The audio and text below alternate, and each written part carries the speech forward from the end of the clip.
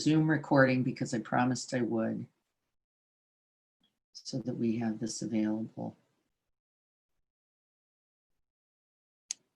I'm trying to get out of share and I can't seem to find the way. There we go. Okay, here we are. Great. All right, one more sip, everyone.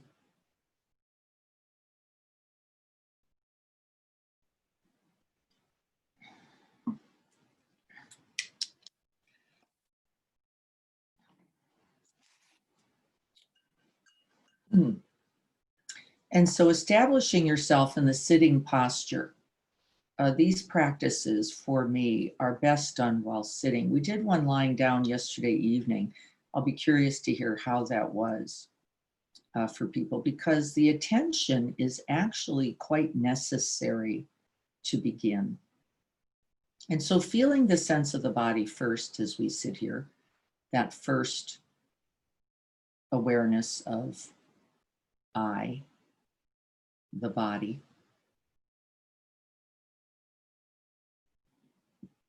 And pouring one's attention into the body, beginning with the toes. If you could imagine filling a vase with tensional liquid, beginning in the toes, and just moving up the body. The feet, the bottoms of the feet, to the ankles, and then beginning to move up the lower legs. We're just doing a little mini, very gentle body scan, just orienting this sensing body and body sensations.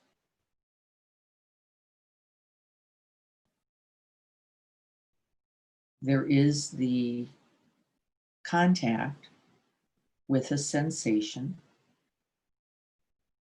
Continue up into the knees. There is the body itself as a sense organ that is picking up the data.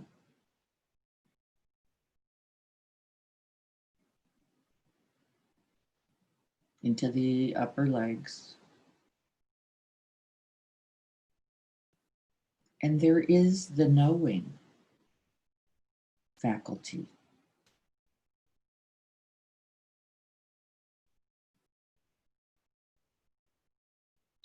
That is all.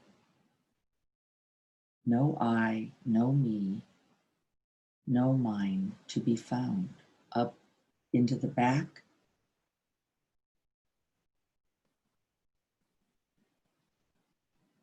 Sensing. Shoulders.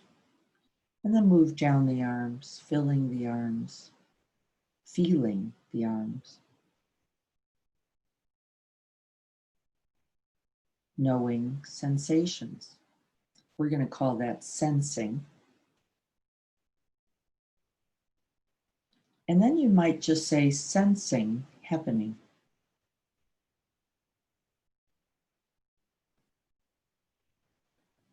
All the way down to the fingertips. And then we can move back up the arms, back to the shoulders, and continue up the back of the head to the top of the head.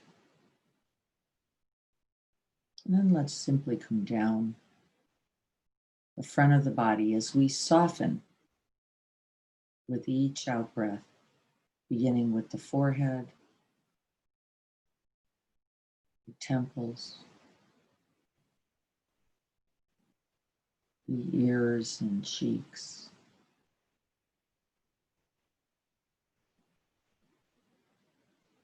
the jaw, the mouth, the nose, the neck, the throat,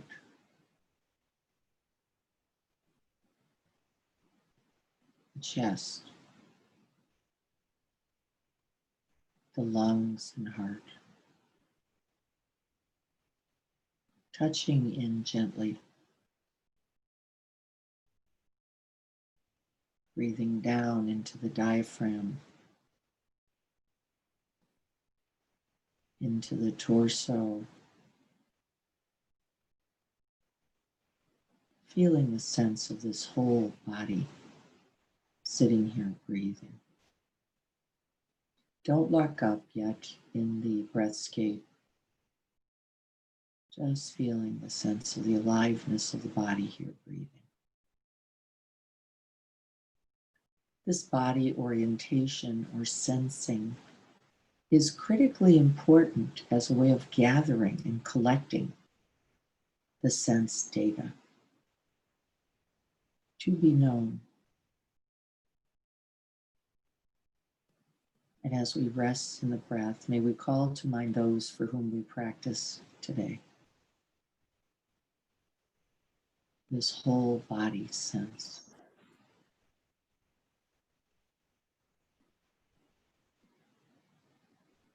Tanya, Roger. Naming those others, calling them to mind, inviting them into the compassionate heart.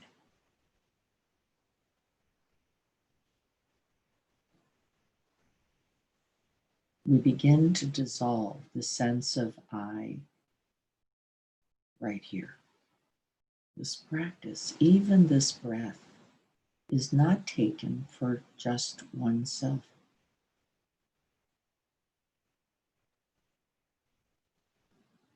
And then we remember our base aspirations. May we set this very good day with the aspirations to cause least harm, to act, to think, to speak for the good of oneself and others.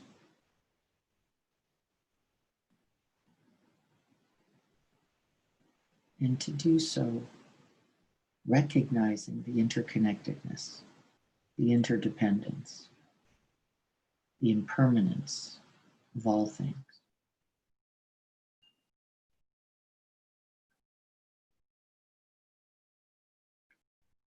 And so for this reason, may we awaken.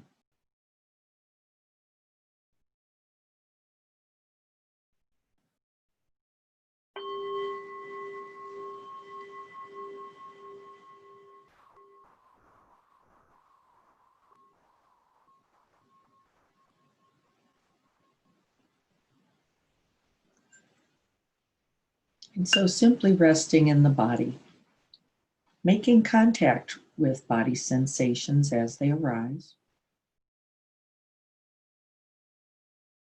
The body sense itself, nerve endings, muscle tissue,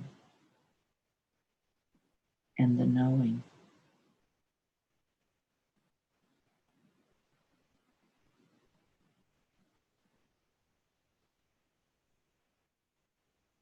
And the question we are going to investigate throughout this whole practice is, where is the mind that knows?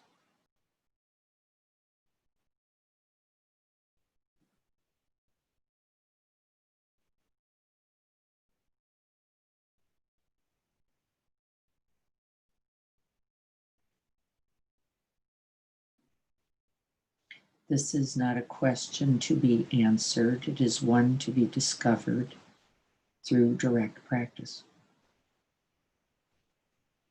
So we're not trying to answer, we're staying in the body sense.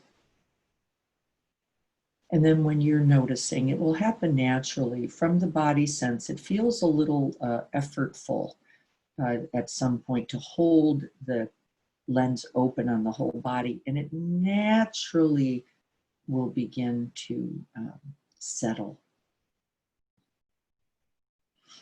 into the sense of the breath.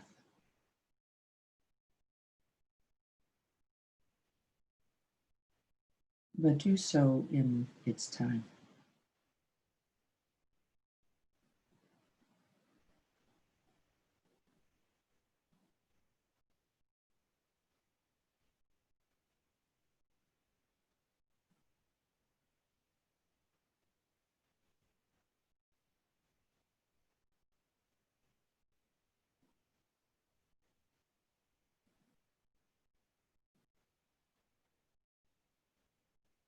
And then we make contact with the direct sensations of the breath.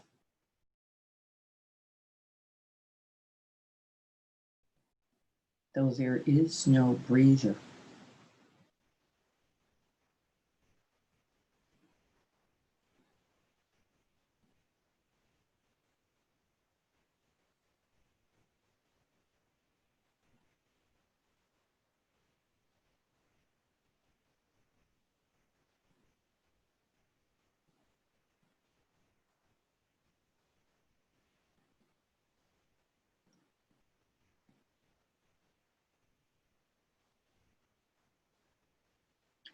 And so we can reflect for a moment on these qualities of mind,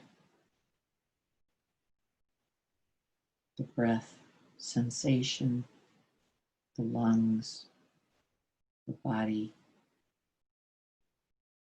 the apparatus, and the mind that knows, breathing. Ageless, timeless, colorless, formless, no beginning, no middle, no end.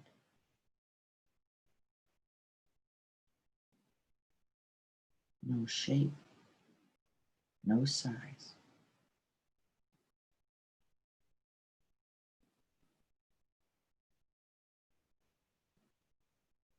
Breathing, no breather.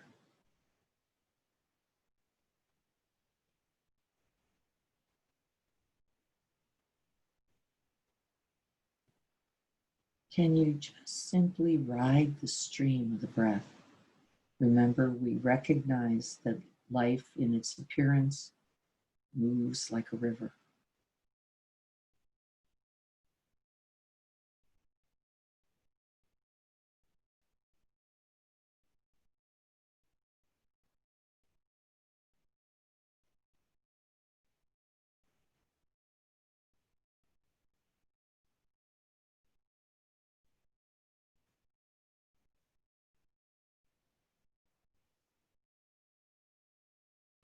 Sensing the body, the breath breathing itself.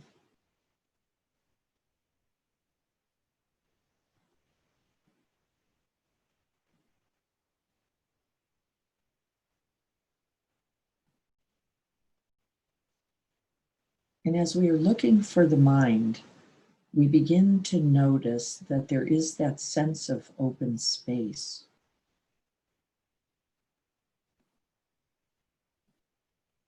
Vast, open, spacious, boundless. Dependent on nothing.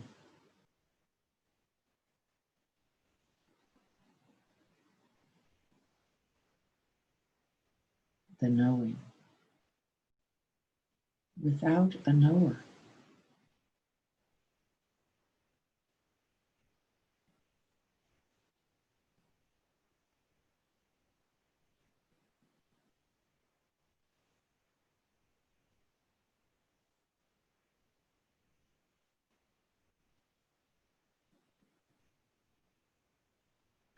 Breathing without the breather.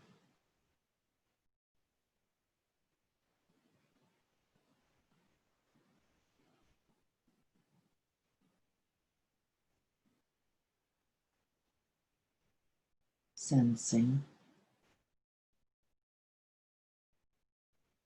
without the my body, I.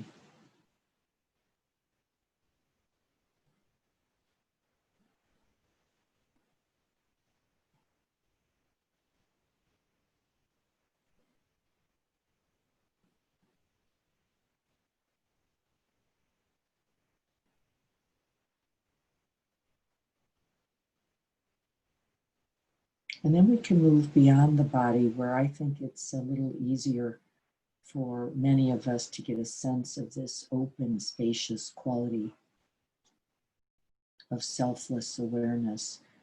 We can go out into the open space and open to include sounds.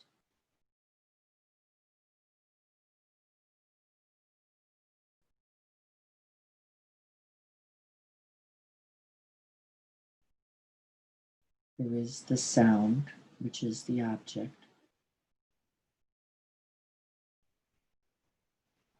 the ear door that is hearing,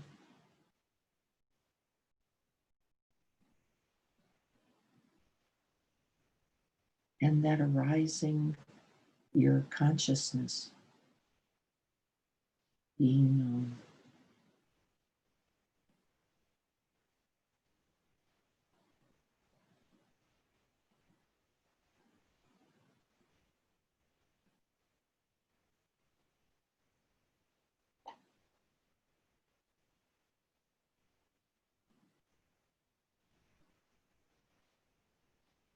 And rather than looking for sound, see if you can rest back in the open space.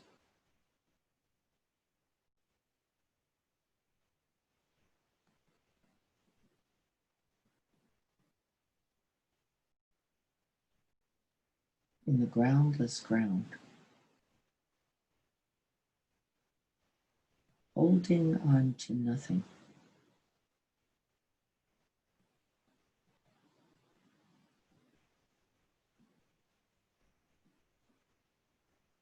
Letting sounds appear, be heard, and be known. And then continue as they fade, change, and disappear. All in that vast open space.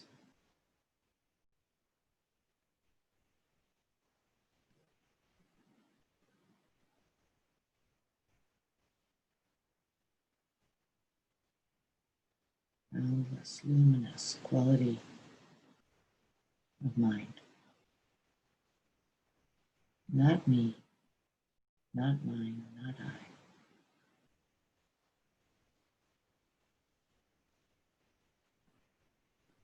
No beginning, no middle, no end.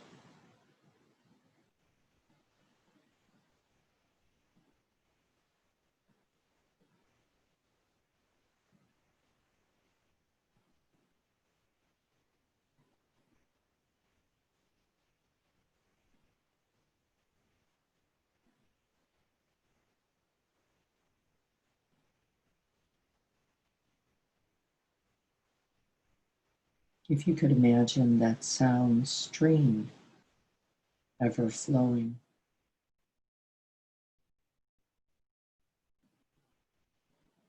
in the vast open space, that quality of mind that holds it.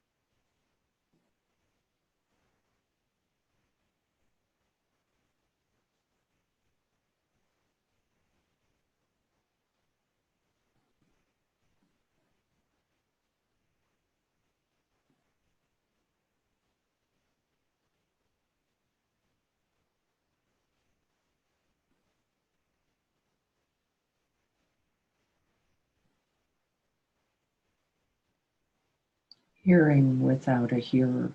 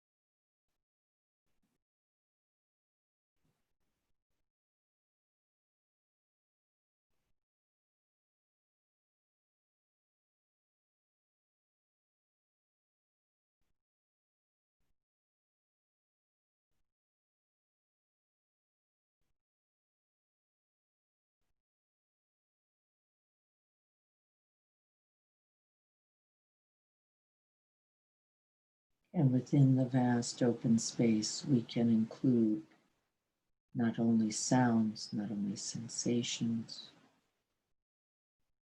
not only the breath, but thoughts opening, that sky-like quality of mind.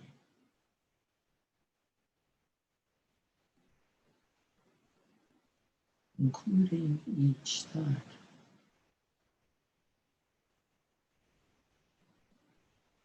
And the mind that knows it.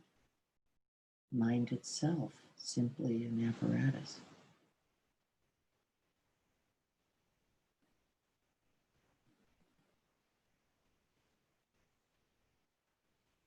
No thinker.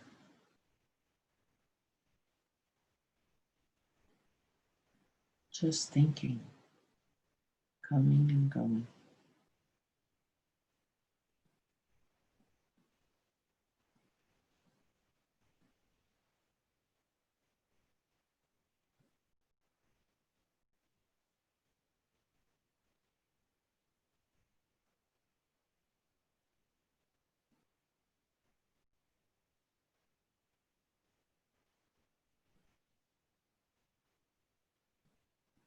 Nothing to grab or claim, nothing to reject, push away, or cut off. No thought that is mine, me. There is no I that can claim it.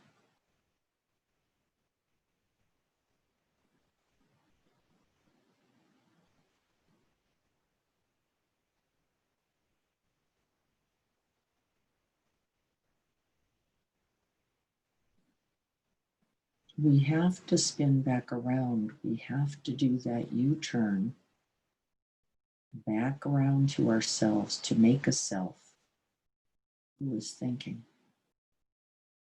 If we stay in the ever-present, impermanent, impersonal, unpredictable flow, there is no back. There is no holding. There is only the stream of consciousness running, being known.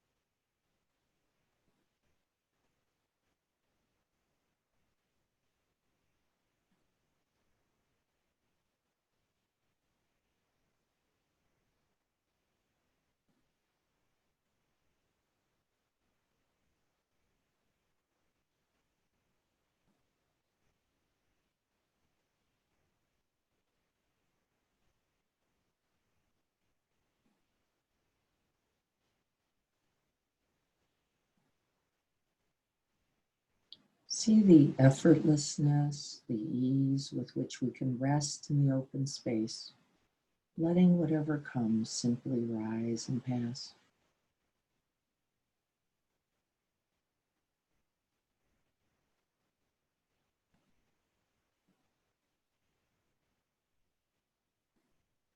And what you notice is that when we don't make the objects the self, we can simply let them come and go.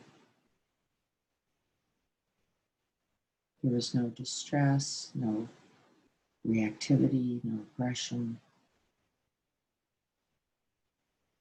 Life simply flowing through. And the knowing.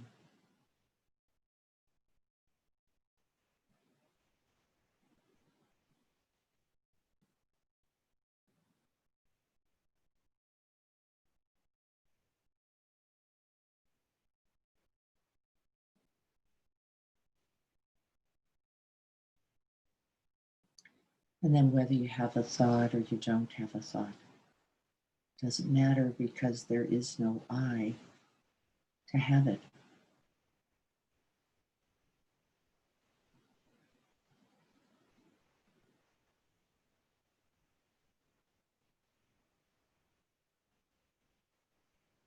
This is the wisdom of PRAJNA PARAMITA.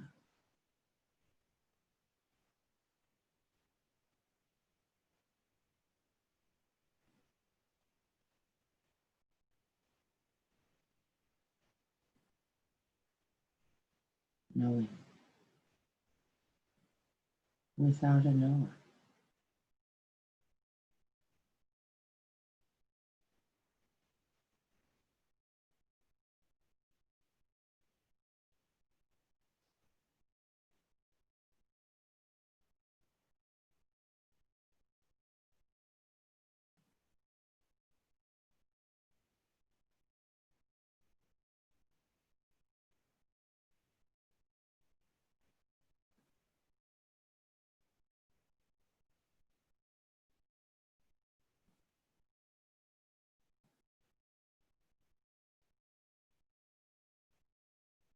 And beyond thoughts, we can even make contact with emotions, preferences, opinions,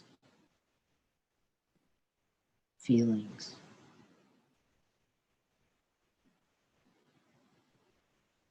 Mad, sad, glad, scared.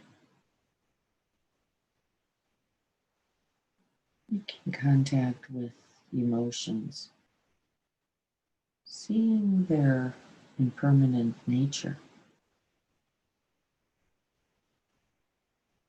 feeling like this and then that.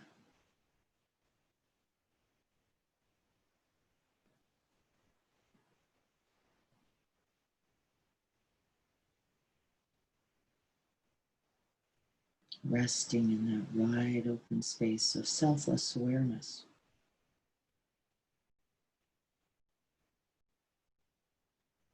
Letting feelings arise and be, and change and fade,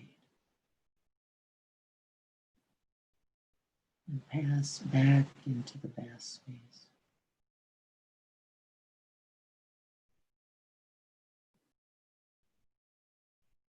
Emotions without an emoter, feelings without a feeler.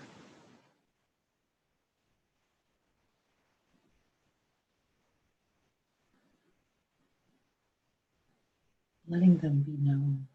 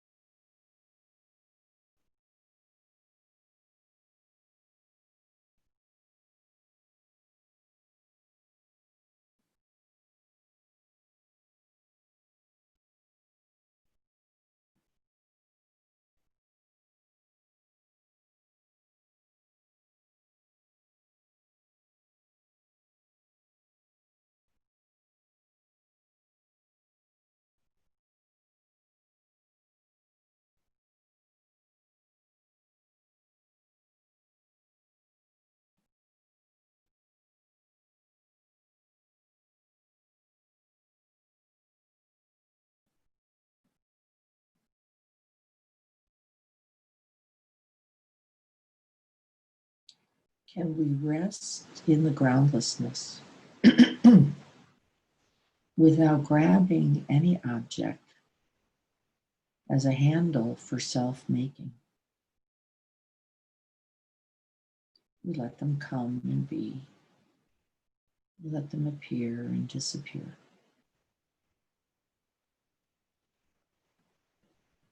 But we do not make them I, me, or mine.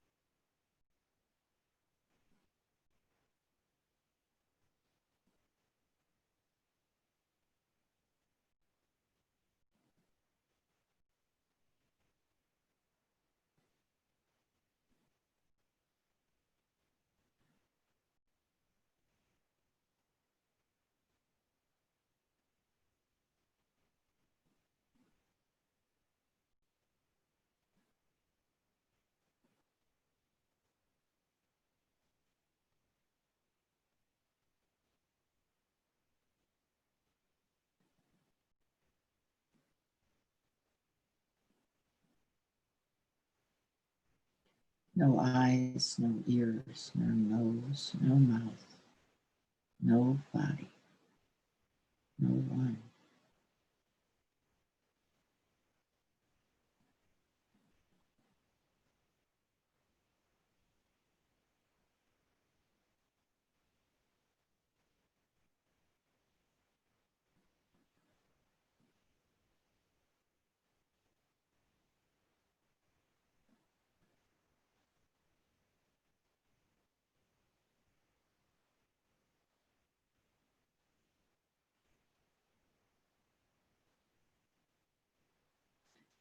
No self, no suffering.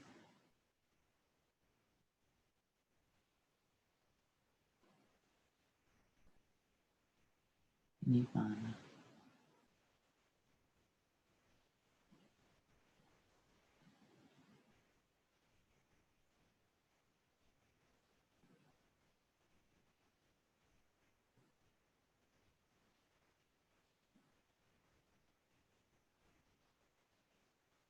And this is the path to the end of suffering.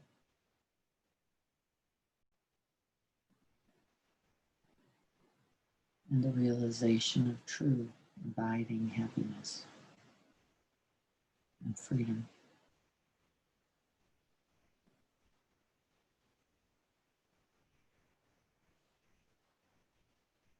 May we practice so that all beings may awaken.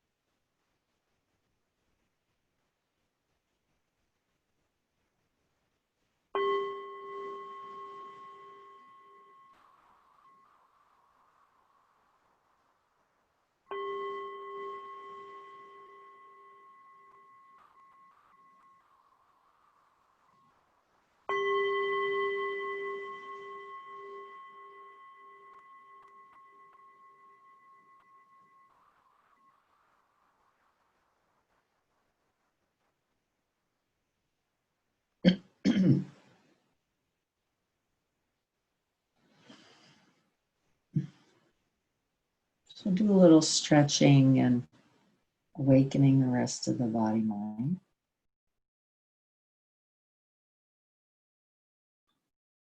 I thought we would do a little survey. Thought that'd be a kind of interesting way. And so one of the things we know then is that as we rest in open space and don't collapse, contract, solidify, or attach to any of those objects, whether it's body sensations, thoughts, feelings, sounds, there can be no suffering. And that the way to the end of suffering is to not detach, but non-attach, not mistake the self for those experiences, and actually rest in what we played with today, the truth of selfless awareness. And so one of the questions I have, and you can use the chat for this, is as we were practicing this week with creating a sense of simply open space, as you rest in the truth of open space, where is the hook for you? Where's the grab? Where do you get stuck? Where does the eddy begin? The whirlpool of self-making begin for you? And just identify where you might notice that. I'll give you an example. For me, I notice it as I experience often people making statements about the me that I then solidify around. So you are this, you aren't that, self-referencing statements. And I notice often, particularly with people I love, I can get caught in that going, wait, no, that's not what I meant. That's not what I said. This isn't, when there is no self to defend. And I don't just mean even in a blaming way. It might just be in a misunderstanding, like you are like this or you said that. And it's always with intimate others, of course, people that I love and want to be happy and want to have ease and know my genuine love for them. But that's self-making right there. Know the love I have for them. And so when I sense that they don't know it, like, wait, no, I'm trying to be loving. And there is no I in loving. And we have to be very watchful, don't we, of this I making, even in loving, the I that loves you, the good in me. As we grab onto that, and I notice this happens for me, there is suffering because there's a feeling of being misunderstood or not seen, and there is no oneself to see.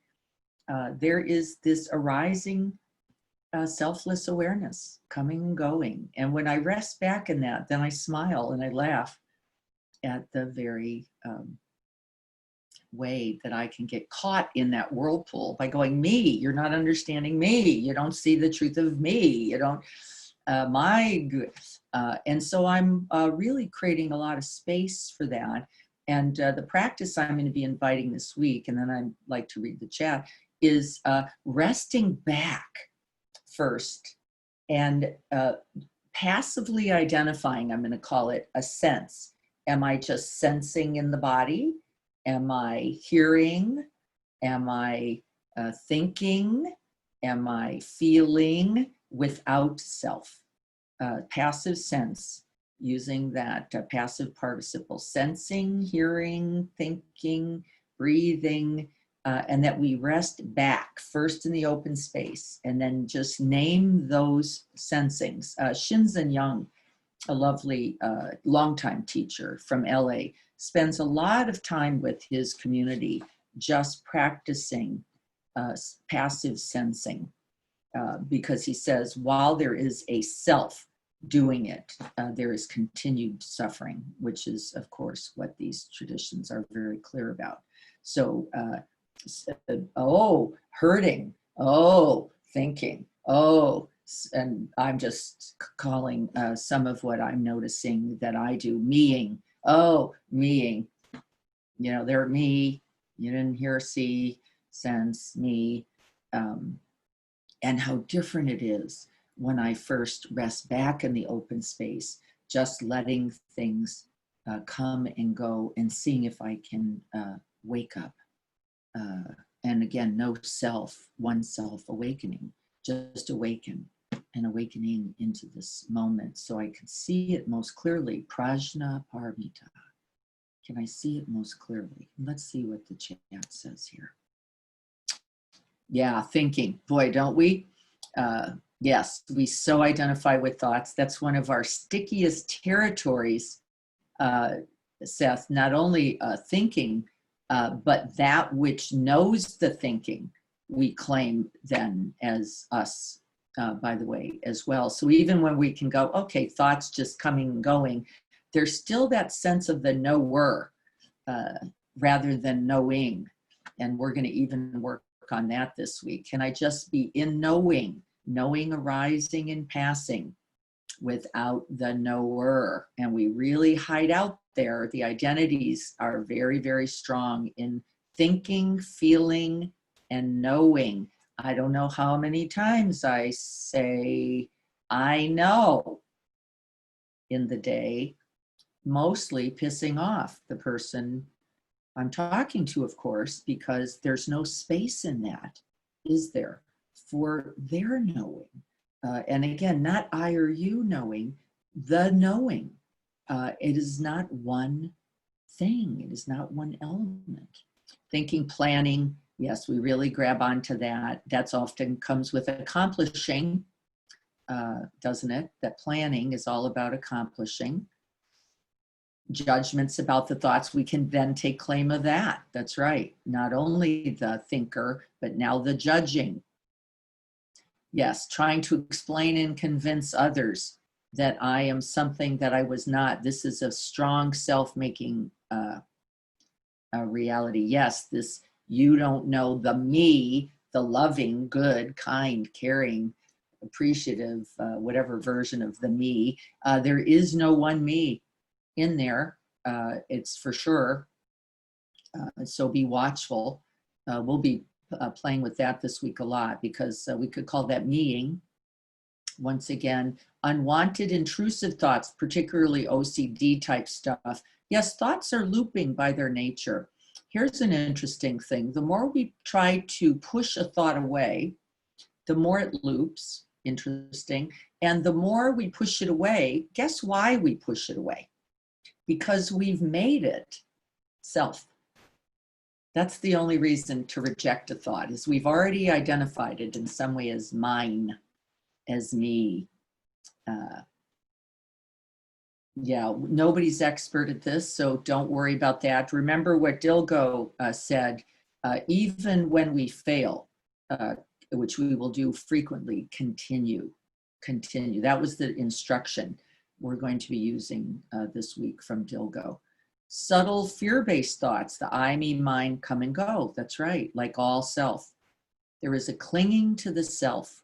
The ego panics and rushes back in to take control and direct the reality. Yes, it is true. Can we notice that as fearing rather than the self that fears? Get this idea. We're going to stay in the passive sense, sensing, feeling, fearing, judging, planning. After we rest back, take a few breaths in open space, create a little larger field, that becomes more of a selfless field. You know when you're lost because there's only the I sense, isn't there? It's very tight. It's claustrophobic. You can't literally breathe in that space. And we're all constructing that. That is, there's no reality of that. That's got to be made, and it's made so unconsciously that we don't even recognize where the cause of our suffering is. So we're going to be practicing with those two elements. Let's go again then, if I don't see anybody else writing. Sometimes thoughts are subtle. Sometimes they're not so subtle. Sometimes they're pornographic, murderous, greedy. This has very little to do with self. It has to do with the eddy making or the whirlpool making, which means we have to construct something solid first, in which then the stream begins, the toilet bowl spin. And that usually is some defined sense of I. Begin to look for where that a construct is. What did I establish? What did I put into always? What did I put into time? What did I put into you are like this? I am this. And remember, there is no truth in it already. There's just not. We are kind and we are cruel. We are caring and we are disregarding. We are loving and we are fearful. This is this whole human experience coming through us. If we can stay open, I think there's often a better chance that we don't get caught in its grip. Yes, we often cling to emotions. I think it's probably where some of our greatest identifying is. I feel this, and I'm going to hold on to that. And you have to either acknowledge that, take responsibility often, don't we? We give others responsibility for our feelings. and we're all solidifying them. I am-ness. We're all solidifying. PRAJNA PARAMITA, the wisdom says, but I know better. There is no one I, there is only the arising object, that which connects with it, and the knowing. And we struggle, don't we? We struggle strongly with this sense. Because we have memory, by the way, memories are very strongly distorted, but because we believe we have a memory, I know because I know this, and I know you, and I know you keep doing this. Actually, with our thoughts, we make the world. It is no one phenomenon. It is you holding that that actually solidifies the other also. They are not one thing any more than we are one thing. And so when we get lost in that, we notice the suffering. I'm going to see if I can pull up this and share it with you. Let's see if we can do this. This is Chogyam's chapter 32, and he has a couple statements in here I want to review. I've already said a couple of them, and one of them is, if you can see this, I hope you can, prajna, it will free us from all sickness. What he actually means is suffering, and help us move beyond this samsara, this spinning self-making, which is conflicting emotions and primitive beliefs. He says, because you fall into the solid belief thought about a self, as Seth said, my thoughts, as Renee was saying, my feelings, as Chris was saying, the way others perceive me, right? These are all the objects that we attach to as being some valid sense of who we are. We will suffer, is what these statements are saying. Bondage and obstacle will always come from this. What he says here in the skillful means, he says these 5 paramitas that I've already spoken about are considered skillful means of the bodhisattva. The bodhisattva being that one, the awakened one who chooses to remain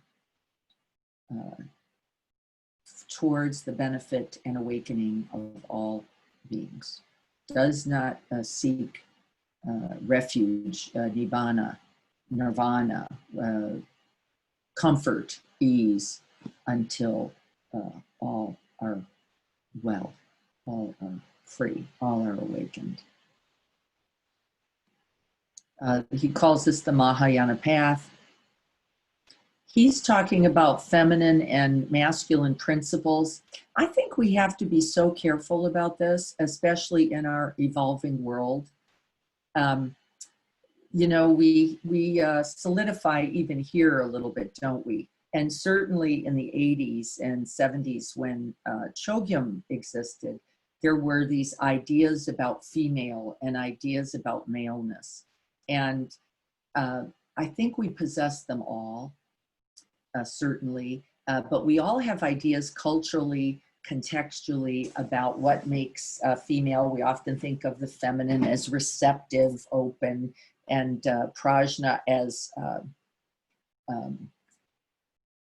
certain powerful, direct, action-oriented, protective, and I think we're all of it. I think we have to be, passionate. He's using the word passion here. I think we have to be careful. So I really underline that because I think we make mistakes here often, don't we? You are like this. You're feminine, you're not feminine. I think we have to be so careful. And I think our world will continue to evolve and transcend these limiting ideas. We have to go beyond both nirvana and samsara in order to be of benefit to others. That means we can't be lost in suffering. in order to be of benefit to others. Of course, we know that's true because we can't even be of benefit to ourselves, can we, when we're lost in the cycle of self-making. And we can't be in pursuit of something else to be of benefit to others. And we did that study at University of, was it Virginia Tech, where we had people rushing to their finals. And what we noticed is everybody stepped over the injured other as they had to accomplish getting to the class. And it was only when we gave them plenty of time, open space, without demands for being a certain way. And then, of course, what we noticed is the naturally arising compassion, that people naturally stopped, that it wasn't based on race, it wasn't based on gender, it wasn't based on politics, it didn't matter. When we had that sense of open space, compassion naturally arises. It is only in the sense of time, place, and self that we get jammed up. And so pay attention to that idea. I've got to be doing something else. I've got to accomplish this. I've got to make something happen. And how aggressive and other making we can all become when we set those as our mandate.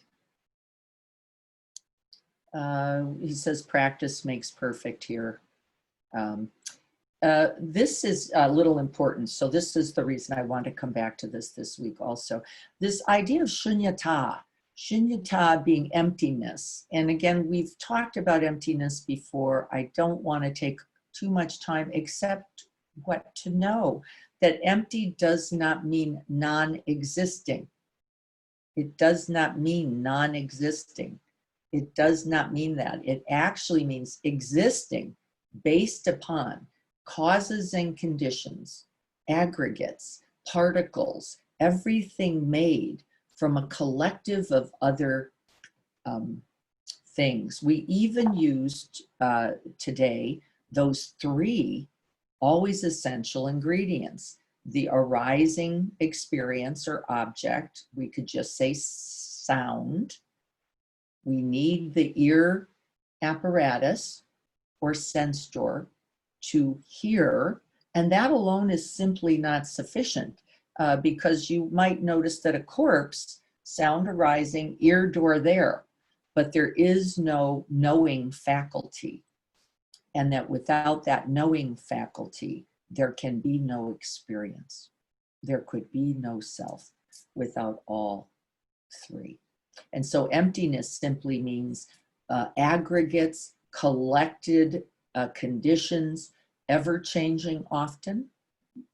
But so emptiness simply means that. Don't mistake it for non-existence. We simply call that delusional, non-existent. As we call the permanent existence delusional. Non-existence delusional, as well as permanent existence, equally delusional.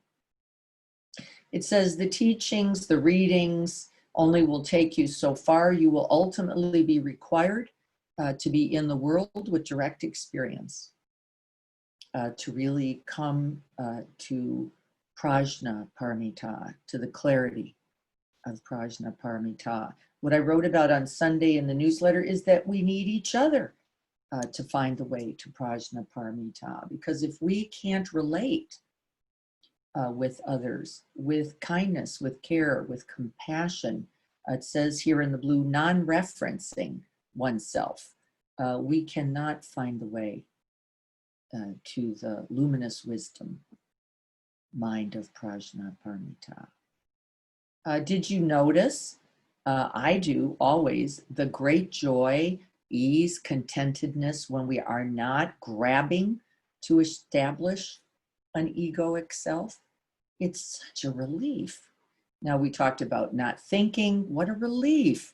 Not having to be a certain thing, what a relief. Just this present moment, awareness arising and passing. It's called discriminating awareness.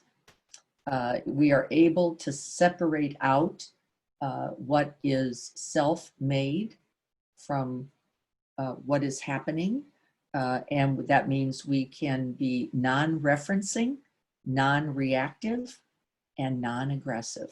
Those are the qualities of discriminating awareness. Non-referencing, not about me. Non-reactive, so I don't get into a lot of energy of pushing away or clinging. And non-aggressive, there then is only compassion present. I can feel for all those others who get the rope burn for clinging to this artificial, delusional sense of solid self. I could only feel for them then, and don't we? We see the suffering in the world and feel heartbreakingly, don't we? Feel for them and ourselves as we do it as well. We begin to distinguish between where that self-making confusion arises and direct bare attention, just what is happening and arising and passing. And it doesn't feel stuck. It doesn't feel solid. It feels like, oh, this process unfolding is a way I might describe it. Oh, this is a process unfolding, and you'll be closer to the truth as you rest in that. We could use the breath itself, and the breath as a process, not as a solid fixed thing, as a practice beginning object to practice with, which I love. Also so settling, isn't it? As you practice, the prajna will sharpen, begins to react. Your prajna begins to react that way too.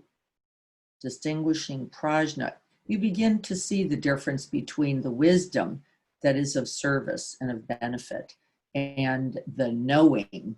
Remember when I said I have made mistakes in going, I know? It says that's non-prajna. The I know is a problem for two reasons. The I and the know are both wrong. There is no one I, and the knowing is, remember, a constant fluid state of being. It is not a fixed fact. And boy, don't we argue those all day long, those fixed facts. Look at the number debates we're having now, and we see where we're going with it, don't you? Nowhere. There's no end to that continuous, it's that number, no, it's this number, no, that's what it means, no, this is what it means. It says that is not prajna. It is not fact stuck based. It is in fact processes, open, always unfolding. And that's one of the ways you can know the difference between true prajna paramita and your need to be right, your need to know something, and your need to then cultivate these damaging, suffering qualities of self, me like this, and other you like that. It says it cuts through all of the elements of suffering, the restlessness, the greed, the aggression are naturally diminished as we cultivate these qualities, the five qualities, the paramitas, as well as the wisdom. It says it cuts this sword of discernment, the sword of wisdom cuts both ways.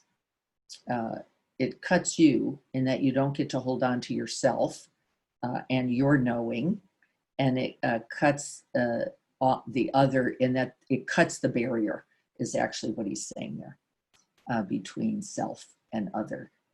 So it's not cutting the other, meaning the other person, it's dissolving the barrier, we might say, between ourselves, our humanness, and the others, so that that can no longer exist. It says the I diminishes, and as it does, so does the other diminish as well. I don't see anything there. The three prajnas, these are levels of wisdom. The wisdom of the present moment, of course, ordinary life unfolding, that's one level of wisdom. you become more intelligent as it relates to that wisdom. What I've noticed about my everyday mundane wisdom is I tend to do less. I tend to say less. I tend to not react and get involved quite as quickly. I notice this particularly, of course, with my children. My mundane wisdom says, yes, I remember being in my 30s myself. I remember thinking this was so important. I remember thinking it had to be a certain way. And rather than instruct, have an opinion, intervene with my adult sons, for example, I simply hold it and let it be, and often say, yes, I know this feels really important, and I trust that you will be able to find your way with this and see what's most important to you in it, knowing that there'll be some grabbing out of my own experience with that. So that's mundane wisdom, just seeing what we know. It's not knowledge-based, it's not fact-based, but there's a deep knowing that comes out of this reality of being human, doesn't it? And we can share that, open and include others in that, not because it's going to happen in exactly the same way, but we know the truth of suffering, the first noble truth, and we begin to see clearly its causes and then the way to its end.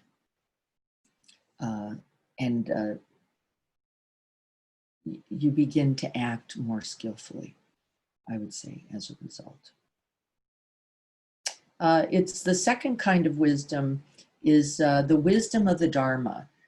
You begin to recognize that there are some essential truths.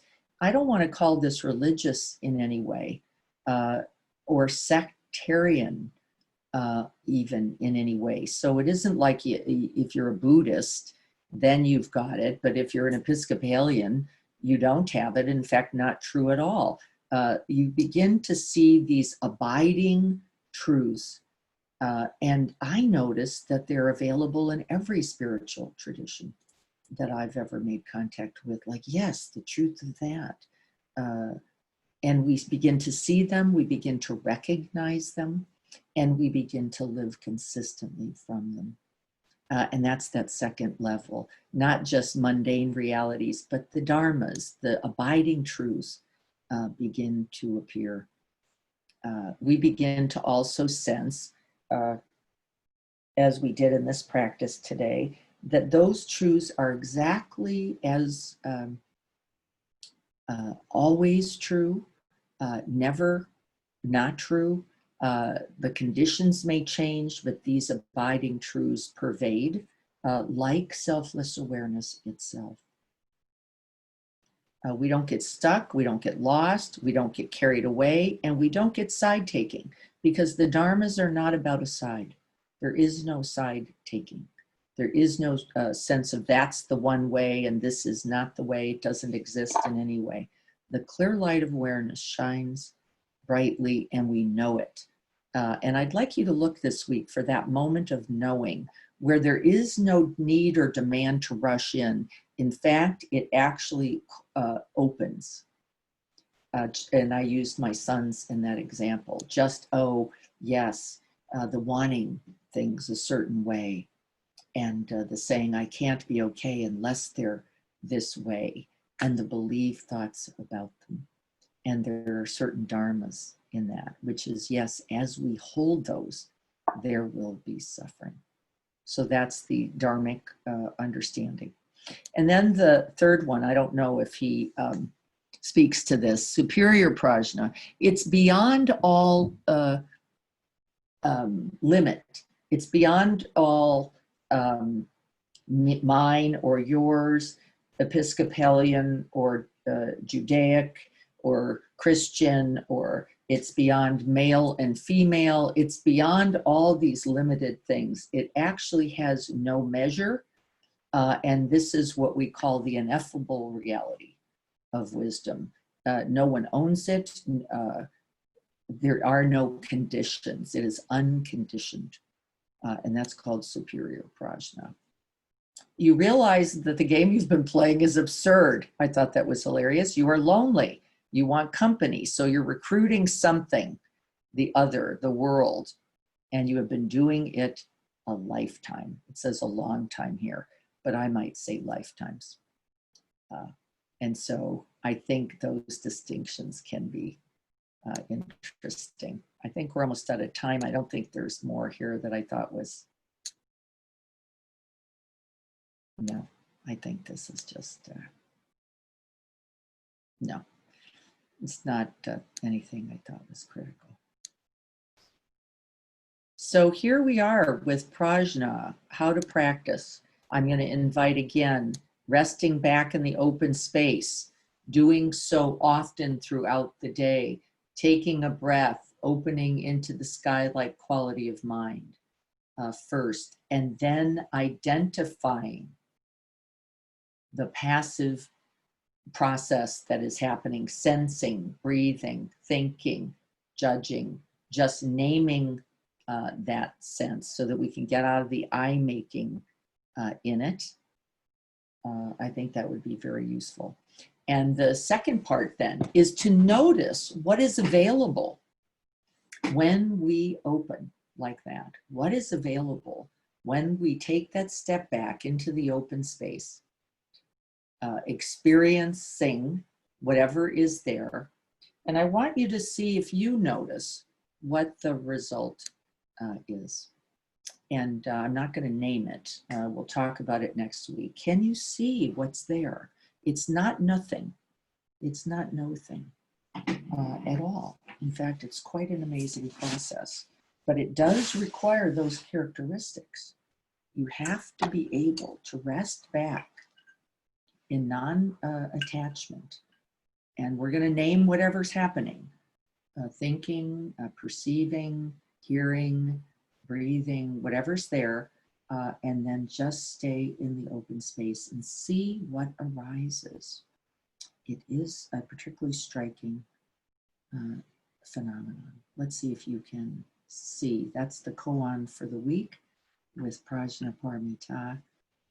I'll look forward to talking with you more about that. I think we'll stay with it maybe one more Saturday as well. This is a big topic, and then we'll go on in the chapters. So let's just sit together for a final moment before we've got to go. Let's check chat, make sure everybody's okay. Looks like we're good. So see if you can rest back, letting go of these ideas and the I need to, I've got to, it, be watchful. We're going to stay out of the pronouns this week. That's where all the problems lie. The I, the me, the mine, the you, the yours, the them, the us. See if you can speak without the pronouns this week as well. Remember, we're using the passive, sensing, seeing, hearing, tasting, without the I.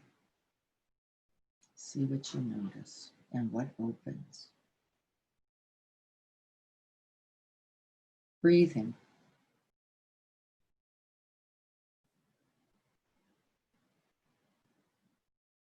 See the open space it requires? No self-sense.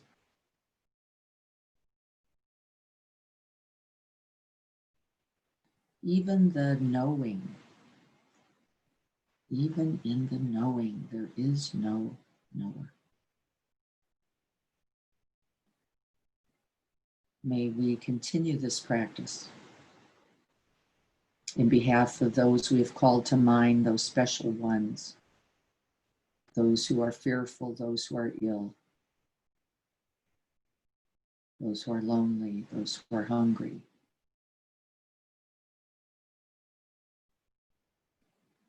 those who think this and those who think that. May we breathe now for them all. And with that out-breath, sending them warmth, compassion, genuine care. and kindness.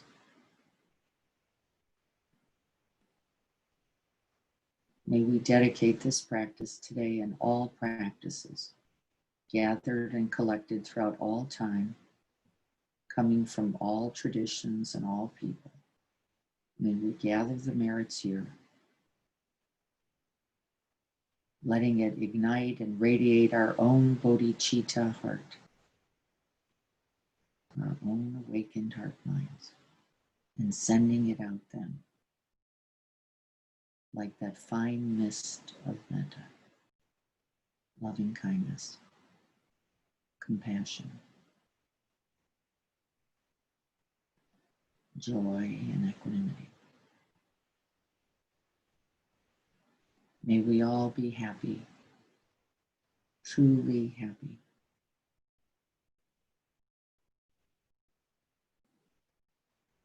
May we all be free from all forms of distress.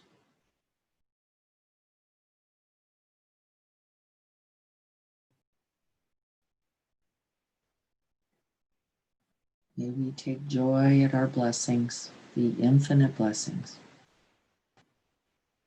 we have all received, and offer these to others. Dana Paramita.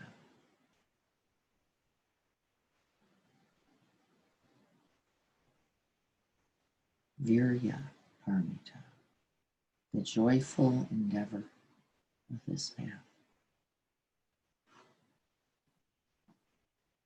And may we rest in the vast open space of selfless, luminous, vast, and brilliant awareness. No self to make or get rid of.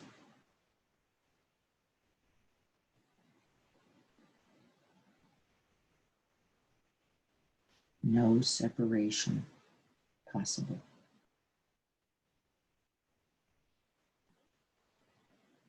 And may we offer this freely, omitting none.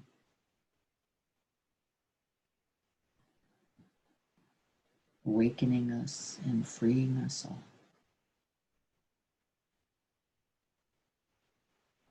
May it be so this very day.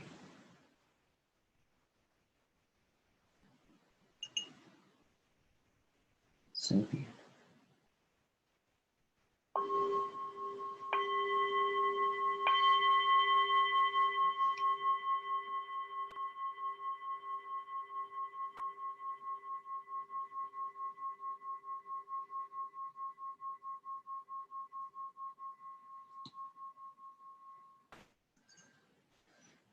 Thank you for your practice, your presence, your being here today. I always enjoy our shares and conversations. I wish we could do it more, and I certainly wish we could do it live, but I feel you. I sense that you are here, and I want you to remember that your practice matters. Even when we can't see each other doing it matters. So thank you all so much for that. Please rest in open space, see what arises. It is not empty. I'll look forward to seeing you on Saturday morning.